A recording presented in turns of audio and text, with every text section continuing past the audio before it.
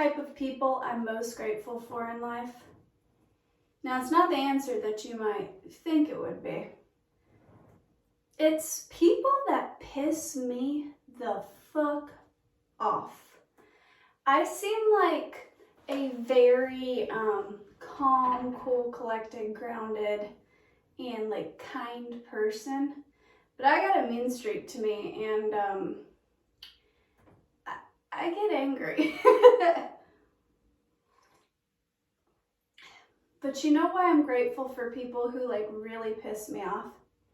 Because they challenge my worldview and they make me look myself in the mirror and they facilitate growth.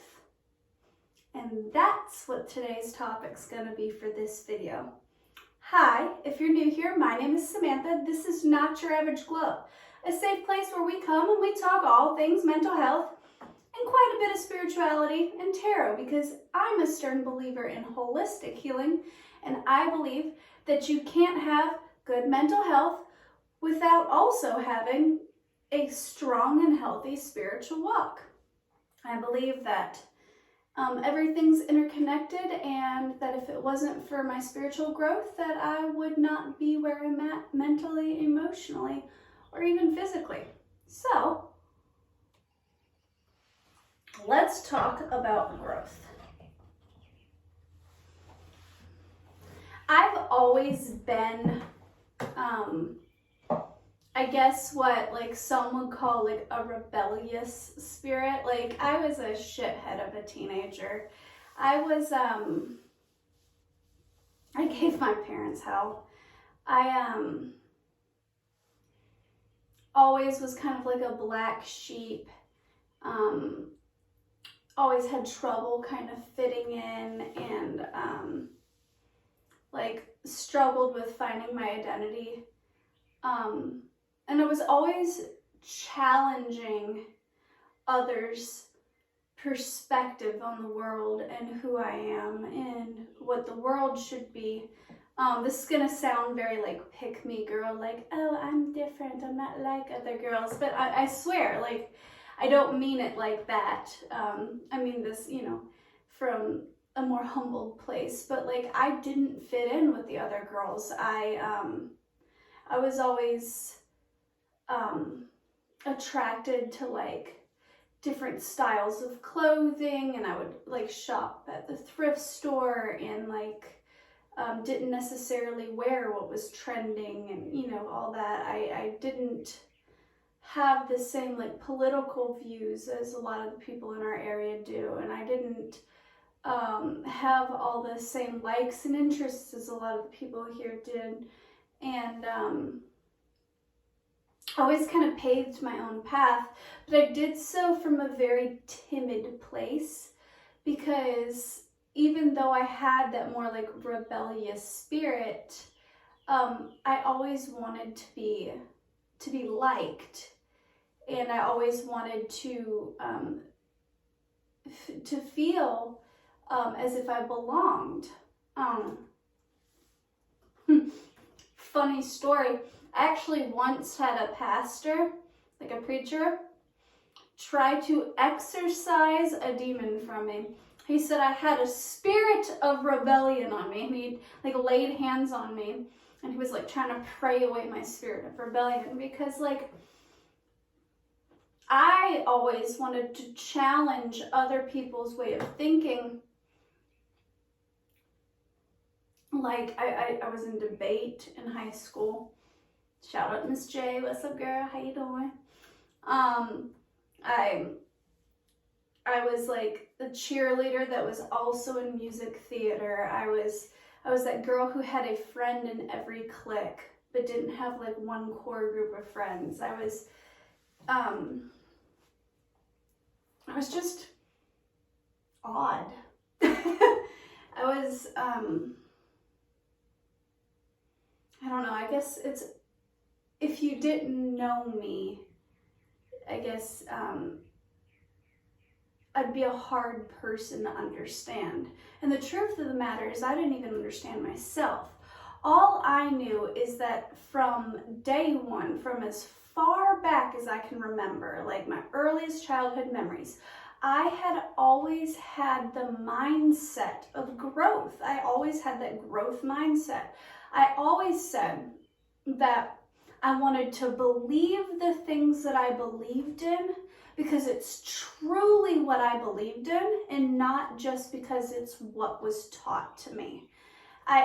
From day one, I don't know where that mindset came from. I don't know if it was something that like my parents, passed down to me or whatever, but I always had these big dreams of like traveling the world and seeing all there was to see and just like collecting knowledge in different cultures and different ways of doing and being and loving. And I always said that I wouldn't like settle down or have kids or get a home until I first had like traveled the world and been to like all the different countries and like seen all the different ways of parenting and blah, blah, blah, blah, blah.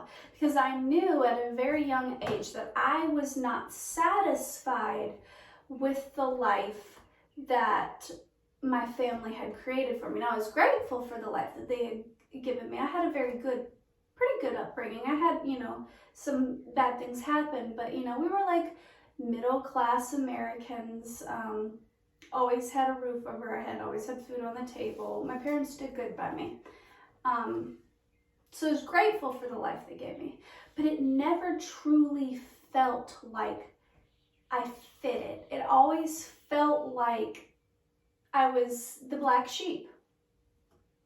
So started off this video by saying like, I'm most grateful for people who piss me the fuck off.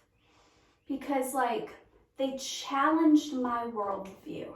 So I am a Taurus sun, Capricorn moon, like it doesn't get much more stubborn than me. I am an incredibly hard-headed person. Like it's very easy for me to get stuck in my comfort zone. It's very easy for me to create a routine for myself and stick to it because that's what I know, that's what I'm comfortable with, and I don't like to be challenged. But I do like to be challenged. I often get posed with the question, like anybody who meets Dakota and I get asked a lot by my friends, by his friends, by random strangers, how the hell did you and Dakota end up together? Because from an outside perspective, we don't fit at all. Like you would see us and you'd be like, the fuck, this is a weird match. I'm going to describe us like how someone who is a stranger might describe us, okay? So somebody who would meet me would think that I'm like the like quirky, like hippy dippy girl, the witchy girl, whatever. When I'm in my flow, in like my natural state, and I'm not like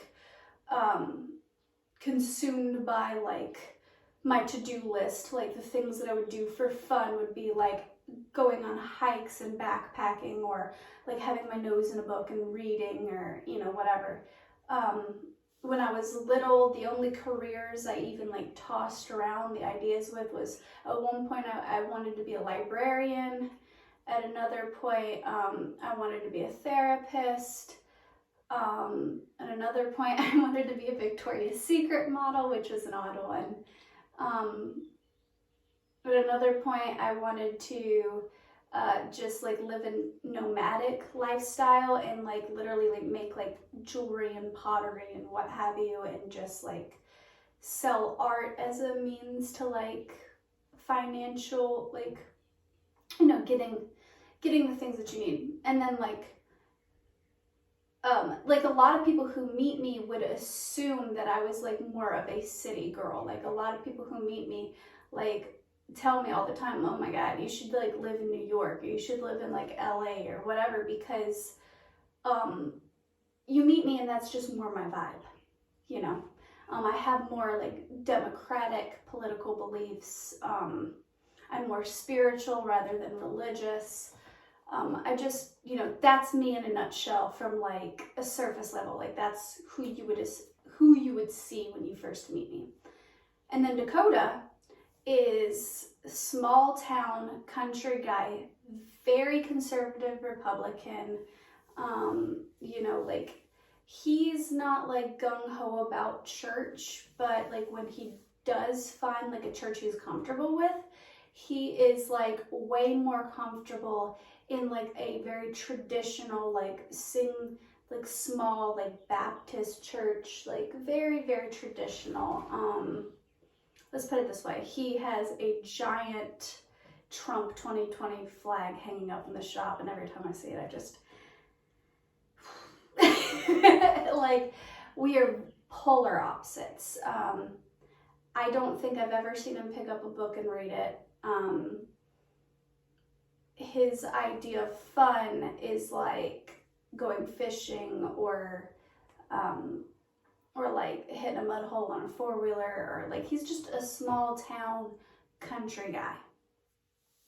So people who meet us are like, what the hell? How are you with him? And how have you guys been together 8 years? And honestly, it's not an easy relationship. It's actually been quite an unhealthy and at times toxic relationship. But the reason we ended up together is because, simply put, he challenged my worldview.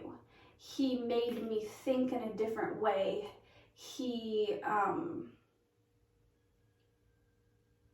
I've learned from him.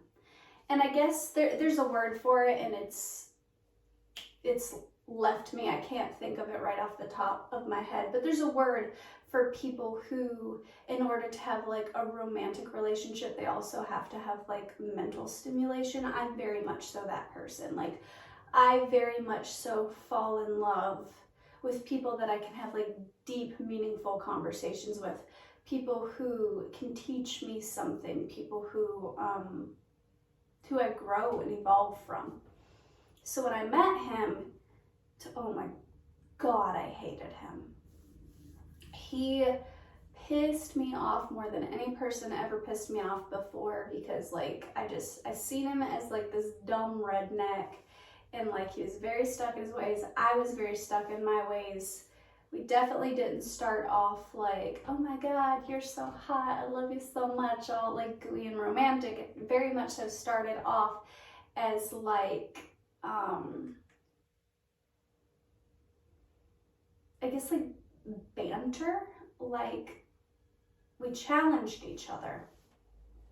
And then when I got to know him on a deeper level, and I put my guard down and I humbled myself and he humbled himself, we facilitated each other's growth. So even though it hasn't been the healthiest relationship, even though we might not last the test of time, even though I'm like 99% positive he's not the person I'm supposed to marry or end up with, I'm grateful for that relationship, because it helped me grow and evolve into the person that I am today. And it's made me a more well-rounded and likable person. Our relationship has facilitated experiences and things that I don't think I ever would have had if we wouldn't have been together. I don't think I probably ever would have went to mud parks and spent entire weekends like playing in mud puddles and what have you, because that's just not who I am. I don't think I ever would have hung out with some of the people that I've hung out with, or done some of the things, or had the conversations that I've had. And a lot of those conversations that I've had have made me a better, healthier, more well-rounded person. So I'll always be grateful for that. Not to mention he gave me kids and all that. So, you know. And then in my life, I was like a habitual dater. So I've dated a lot of people. I went through kind of a, like, what you would call like a hoe phase in my late high school, early college years. So I've gotten around, but there's been 2 significant relationships in my life that like were long-term, and I think that I would define as like like serious relationships, like I saw a future with them. Like it was more than just a fling, or more than, I mean, I've had more boyfriends than these two people. Like I've been in more committed relationships than just these two people. These are two people that I could see a future with. And it was Dakota, obviously, 8 years, kids, bought a house, all that. And then there was this guy named Francis. And I'm saying both of their names because I think they would both be okay with it. But Francis was this guy that I dated when I was in Wisconsin. And we dated 4 or 5 years on and off. There was like a short break because I was living in Wisconsin, we were dating, and then I moved to Florida and we tried to date long distance, but we inevitably broke up while I was living in Florida because the long distance just wasn't working. But then when I moved back to Wisconsin, we jumped right back into a relationship again. So 4 or 5 years on and off. And like, if you met me and Fran, you would be like, oh, I get it. Like, me and Francis seemed like a perfect match. Like, you met us and we mushed. Like, Francis and I didn't like bicker and argue. We weren't like we just went well together. He was this artsy fartsy guy. He was a senior in high school when I met him, and I was a junior. Yeah, I was a junior in high school. He was a senior. He was going to go to school for art. He now does pottery and stuff. Like, he had dreadlocks, and he, was like this little pot smoking hippie. And we spent a lot of time like at the park smoking weed, playing guitars, and just talking about life and art and travel. He was bilingual. He, grew up in Germany, and then moved to the States when he was very young, and he didn't initially like know English. He like only spoke German, and so on and so forth. And like, when people met me and Fran, it just made sense. Nobody ever questioned it. They'd just see us and they go, oh yeah, that makes sense. Like, and he also, it's ironic because even though we fit together, and like, me and Dakota don't necessarily seem like we fit together, they're completely opposite men. Like, if you put them in a room, they probably would not be friends. Fran was very much so like a Democrat. Dakota's very much so like a conservative Christian. Fran like does not believe in like religion at all. Dakota very much so is a Christian. They don't have much in common. So then you would ask yourself, well, how does the same girl had an attraction to both of these men that like are nothing alike? They don't look alike, they don't act alike, they don't have the similar hobbies. Like, how does the same girl how did she have an attraction to both of these completely different people? The common thread was they both challenged my worldview. Fran, even though we had a lot alike, I grew up feeling like the black sheep. I grew up in the Bible Belt in a very conservative Christian home. My mom was a youth pastor. My stepdad, this small town country guy, very much so like Dakota, just small town country guy. And my mom was like this California girl, like kind of a rebellious spirit. I don't know how the hell she ended up with my stepdad, but she did. I grew up never feeling like I had a home and trying to fit in to the people around me, even though I naturally had this more rebellious spirit, even though I naturally, it's like this polarity between me. Maybe it's my Gemini rising, I don't know.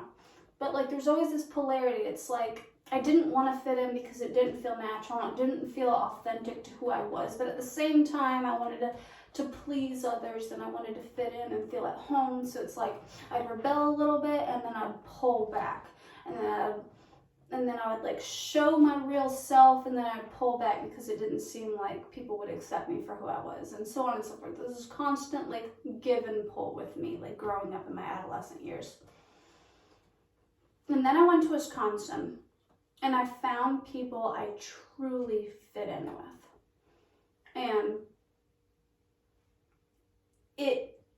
it was weird because it was like polar opposites, but like Fran challenged my worldview in what I was indoctrinated with, and what like I was brought up to believe in, like religion and politics and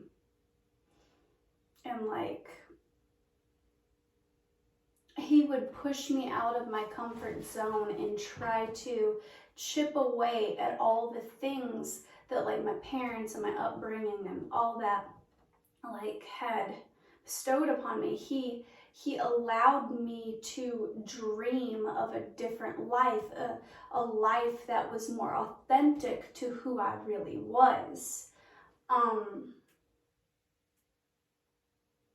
So it's like, I don't know, it's weird. But that was the one thing that they both had in common, was that they both challenged my worldview and pushed me out of my comfort zone and facilitated growth within me. And I think that's why I had an attachment so strongly with both of them. Anyways, this video is not about them. This video is about those kind of people and how important and how big of an impact they're going to have on you and your life. Let me get a sip of my tea.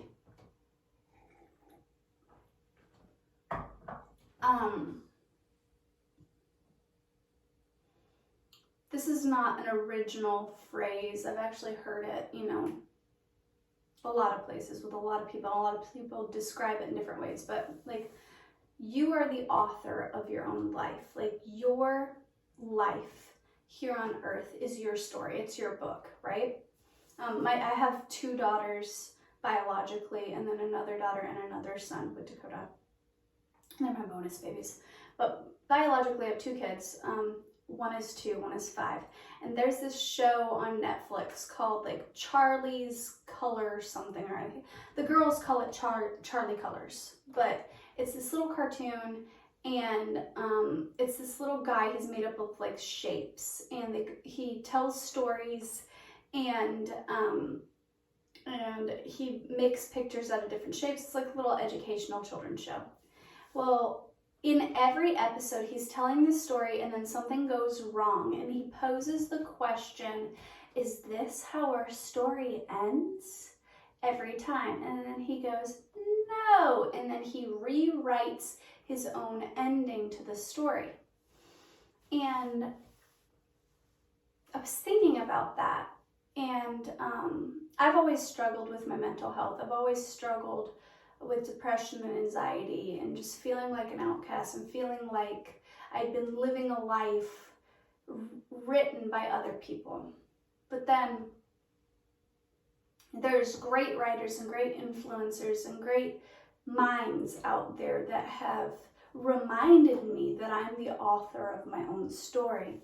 And, you know, as someone who grew up really enjoying reading and really, you know, having my nose in a book and like reading like an entire novel in 2 days, like that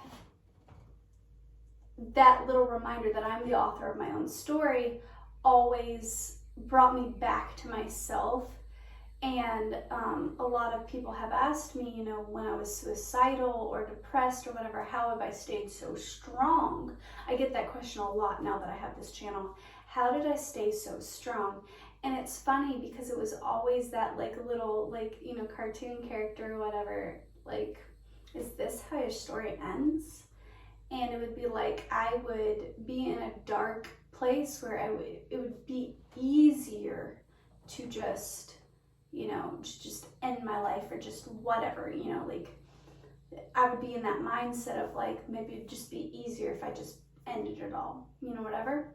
And then I would always remember, like, is this how my story ends? Is this what I want my life to be, because my goal in life had always been that I wanted to leave a mark on the world. I wanted to be someone who made a big positive impact on the world. I would see like historical figures and people who were known for doing something big. They had that same like rebellious spirit that I had. But the difference between them and I was they weren't afraid to be their authentic self. And I mean, I'm sure they were, but they pushed through that fear and they chose authenticity. They chose growth.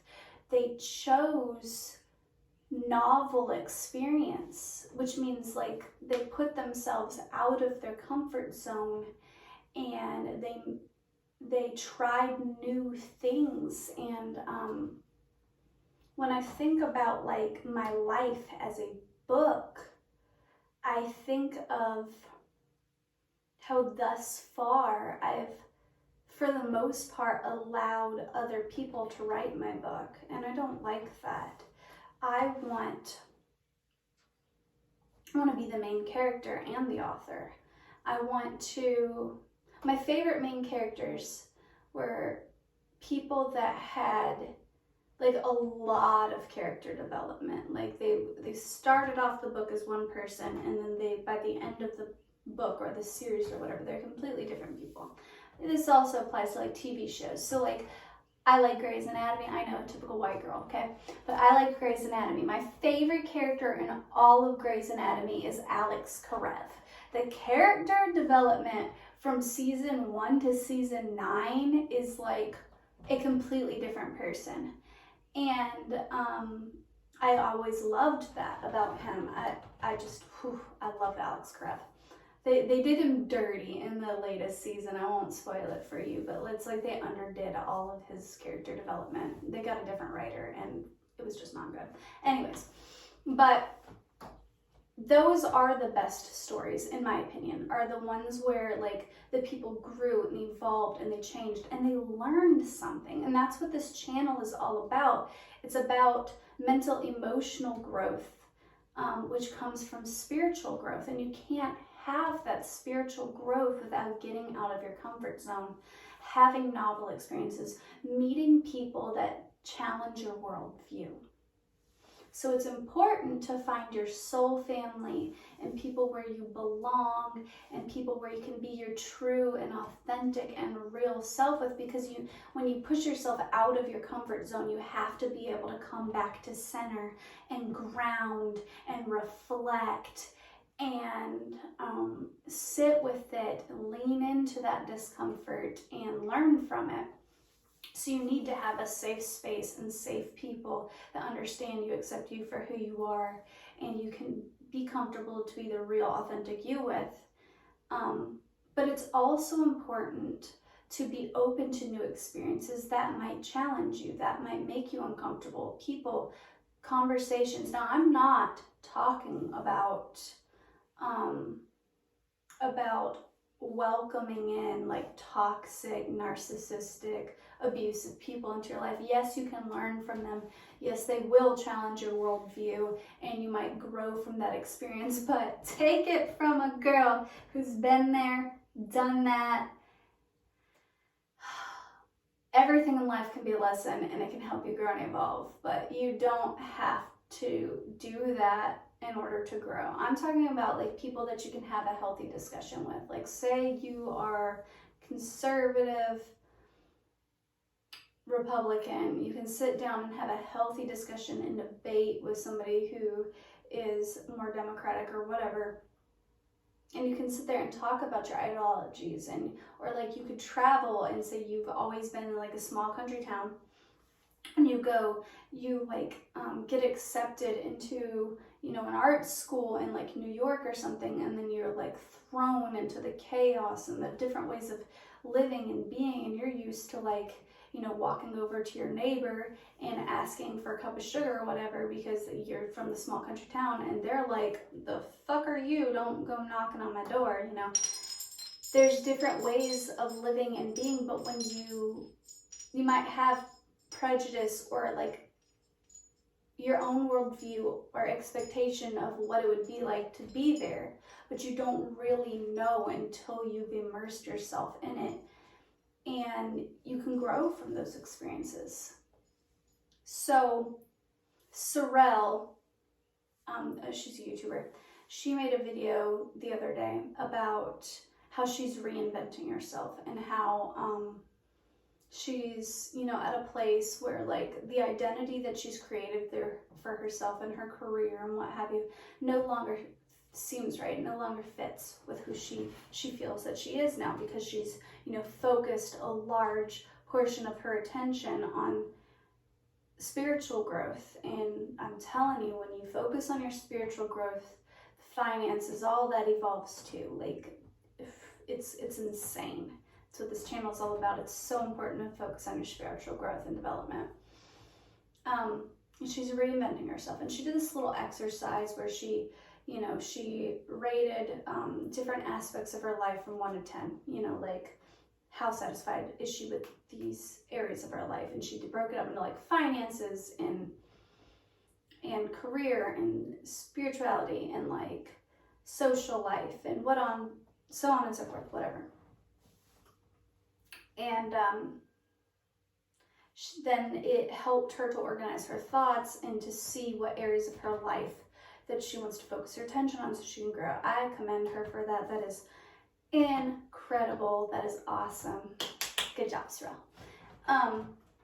But it made me think like about my life and like what areas I feel, you know, satisfied with. What areas do I need to work on? And then I was like, oh wow, okay. I've already been at a place where I already knew that I wasn't satisfied with the life that I'm living. I'm grateful for it, but I'm not necessarily satisfied with it. I want more for myself. What areas I need to change.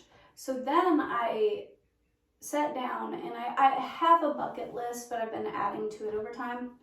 I revisited my bucket list, and then I like organized it, because a lot of it was focused on like self, and like I wanted to do things just for the sake of doing them.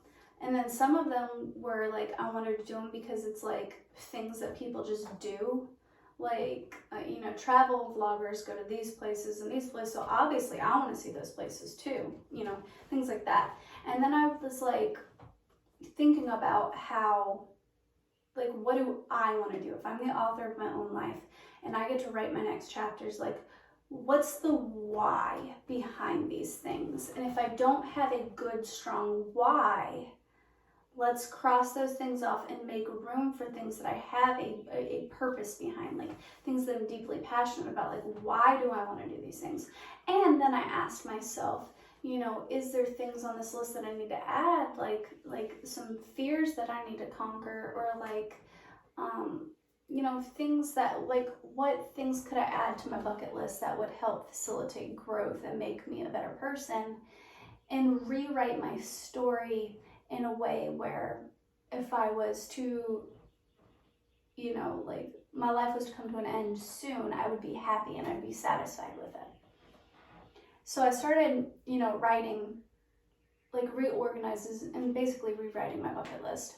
And some of the things that I decided to keep on it, so random, but some of the things that I decided to keep on it, and I had like big categories like travel, see the world, and then like I broke it down like into bullet points, like what places specifically would I want to see and why. So like one of the places, it's the top of my list, like I had a passport when I was younger, but I haven't had a passport in years, so I'd have to reapply, get a new passport, all that, with, you know, everything opening back up. Hopefully I'd be able to get one soon, but might not happen for a while. But one of the places that I want to see is Montenegro, specifically Koromantia.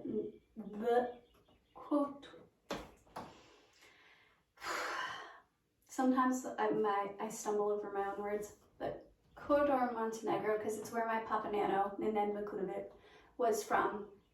It was his hometown. It's now like a beautiful place, kind of touristy now, which kind of saddens me a little bit. It's gorgeous. It's right on the Gulf, right across from Italy, Greece, all that. Beautiful place. I've always wanted to go there and meet his family and see, like, get immersed in his culture, because he was my favorite human. And he had all these big, bright stories of like travel and adventure and like just these wonderful stories. He was a sailor, and he's seen a lot, done a lot, and I always loved his travel stories. And but I was always curious about like his roots, because like he would tell you like a few words here or there in like his language or whatever, but he wouldn't like teach you his language. He wouldn't really talk that much about like where he was from. So I always wanted to like immerse myself in his culture and like just learn about it. So that's on the top of my travel list. Then I really, really want to go to Puerto Rico. Dakota is Puerto Rican, which means, his dad was Puerto Rican. Dakota's father was Puerto Rican. But his dad passed away when he was very small. So I think Dakota was like 2. And Dakota grew up not knowing Spanish, not really having a connection with the Puerto Rican side of his family, the Santiagos. And because of that, Dakota not really getting to grow up in his culture and experience it and know it. My daughters know nothing of it. Like Gianna and Nova, they have that heritage, and I don't know Spanish. I've never been to Puerto Rico. I don't know any of that. And I feel like this innate responsibility to like, I've always had like a deep respect for like culture and like knowing one's roots. And it's always saddened me that they don't know any Spanish. They don't really know that side of their family. So I've always wanted to go to Puerto Rico and take the girls with me and meet some of their family and, you know, like let them see some of their roots, let them experience that part of, you know, their heritage and who they are. And then one of them that's more like lighthearted and funny is I want to get absolutely obliteratedly drunk in an Irish pub. I know that's just silly, but like I've always loved Ireland. It's fucking beautiful. And when I always dream of travel, like I never like think of like this stereotype. Like if I was to go to Paris, like of course you'd want to see the Eiffel Tower. Like who wouldn't want to see the Eiffel Tower? It's beautiful. But like I wouldn't just want to like go on those main touristy streets. I would want to connect with some of the locals and see some of the things that like you wouldn't usually see. I wouldn't want to go on like a guided tour. Like that sounds like such a waste of time and energy to me. Like when I dream of travel, I dream of like really connecting with the people and like seeing things that like you wouldn't normally see. Like I don't want to just go to like the places that like the top 10 places you have to go. I would want to see the other places that are just as equally beautiful that you might not even think to visit or see. That was a weird tangent, but anyways. So like I always wanted to just go to like a hole in the wall like Irish pub. I also love their accents. They have such a beautiful accent. And just like not like a 5-star restaurant, not a place you Google and look up and it's like the top of the list, but like just this hole in the wall Irish pub and just get shitty with them. I know that's just like a goofy thing, but like that's something that I've always wanted to do. And then I've always wanted to like travel to like lots of different countries and just like taste the food, connect with the people. And then there's other parts on my bucket list. I'm just listing off some, it's very long. Oh, I got a tickle in my throat. But then there's like another subcategory of the bucket list where it's like make a positive impact on the world. Okay, so then I broke that down into things like how can I make a positive impact on the world? And one of the goals that's on my bucket list is like this channel blowing up and like getting, like a million subscribers or whatever in the next like year or two. That would be fucking awesome. So on and so forth. Like start a podcast. It's a thing that I want to do eventually. Write a book. That's something that I want to do eventually. Things of that nature. And then there's little things on that list like do a tarot reading that actually changes someone's life. So maybe like a single mom who's struggling with postpartum depression, what have you.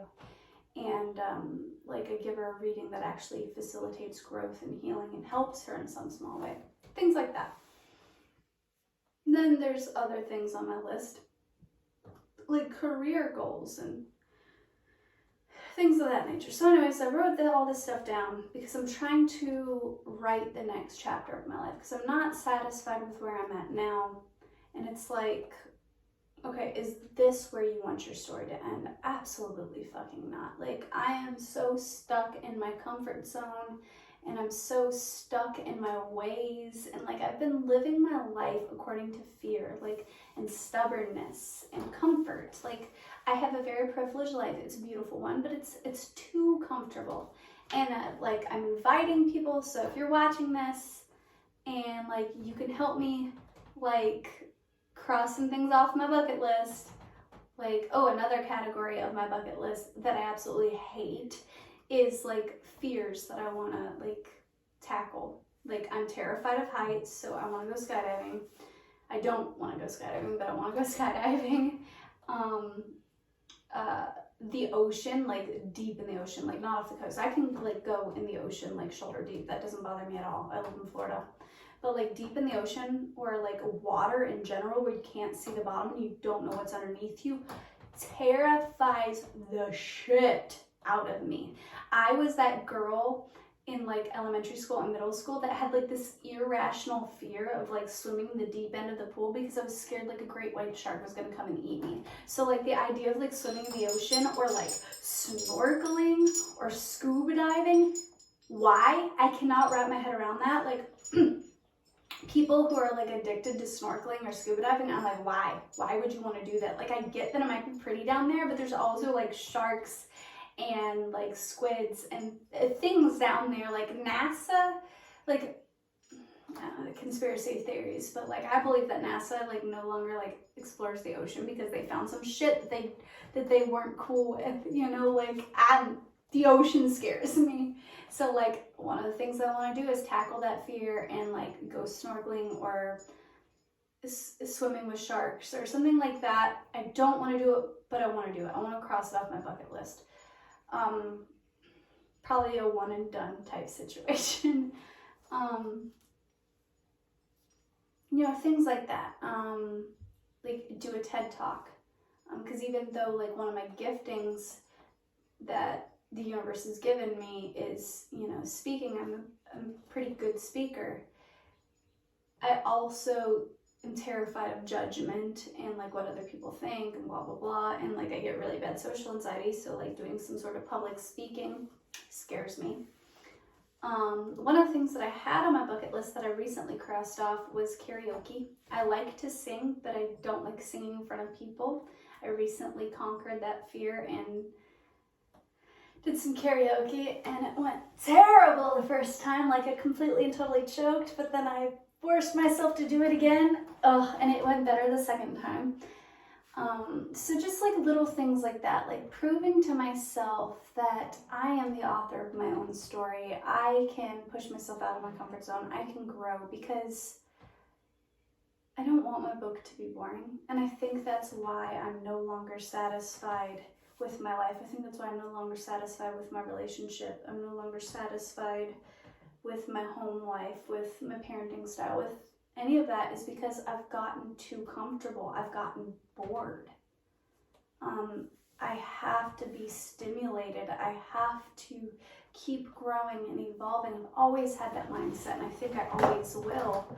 And I want to be around people that facilitate growth and that challenge me. I'm not saying like challenge me like in an abusive or toxic way, but that can have those deep conversations with me, that can talk about like politics and religion, and go traveling with me and push me out of my comfort zone. And when I'm scared to do something, just fucking shove me. Like, just people that like, you know, like, oh no, like cliff jumping. God damn, I'm terrified of heights. Like, I went to Bogs and Boulders, which is this riding place with some of my friends, and there was like this little, like, it was like 12, maybe 15 feet up in the air. It wasn't even that high. And like, they were jumping off this little mini cliff into some water. And when I tell you, it took me like 3 fucking hours to work up the courage to jump off that little ledge. Yeah. But then when I did it, I felt so free and so liberated. And I remember hitting the water and like panicking, and then realizing I was fine, and then almost like feeling high, like giddy, that like, why was I so scared? Like, that's so silly that I was so scared, but I was so terrified. And I want, like, I remember being frustrated that day because like nobody just made me do it. Like, everybody was just like, come on, they like tried to encourage me, oh, you can do it, you can do it, you can do it. But then when I was like, no, I don't want to do it, like, I want the type of friends that are like, no, bitch, you're gonna do this. I eventually was that person for myself, and the next day I was like, I'm mad at myself because I didn't do it. So I forced myself to do it.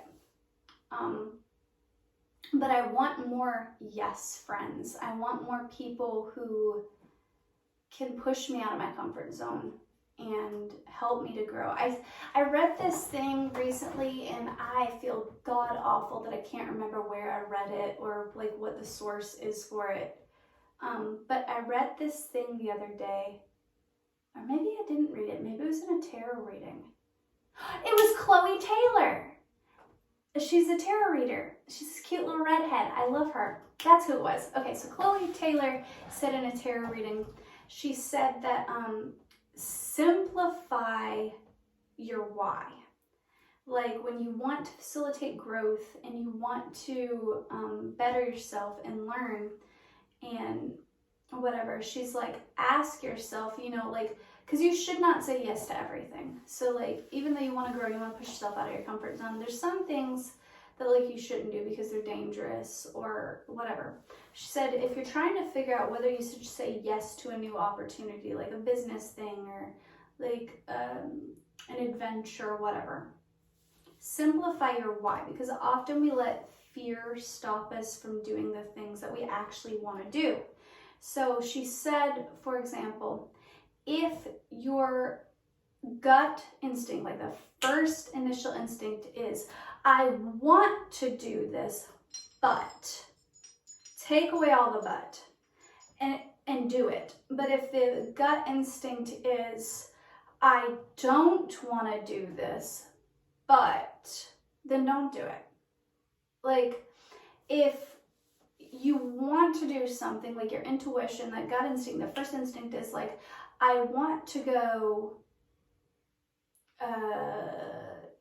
to New York City and get like a loft apartment, but I grew up in a small country town and I don't know if I can handle the noise or the people, and I've never been out on my own, and I don't know if I'm going to have the money, or I don't know what I'm going to do. Just do it. Just do it. Like, trust that gut instinct, and trust that like the universe, God, whatever you believe in, has got your back, and that there's a reason that your first initial instinct is that you want to do that thing. But if it's like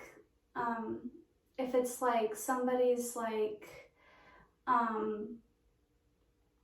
you know, let's go do this thing, and you're like, I don't really want to do that, but I feel pressured to do it because you want me to do it, and this, that, and the other, and, or like a career, for example, like somebody's like, you get a job offer, and someone's like, hey, you know, we want you to work here, here, and here. And you're like, I don't really want to do that, but they need me because they're short-staffed, and, you know, I don't really have anything else going on, so I don't really have a reason to say no, then don't do it. But if your instinct is, I want to do it, but I'm scared to do it, then fucking do it.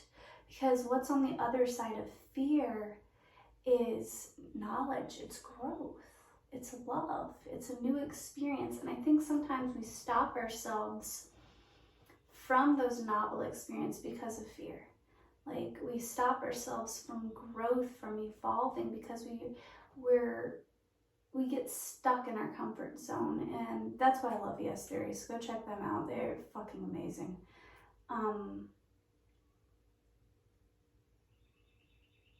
But if it wasn't for those novel experiences, if it wasn't for pushing myself out of my comfort zone, I wouldn't be where I am today.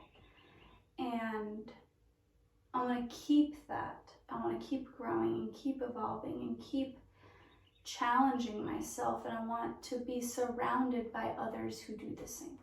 So that's today's video. I hope it inspired you. I hope you have a wonderful, magical, awesome day. Bye.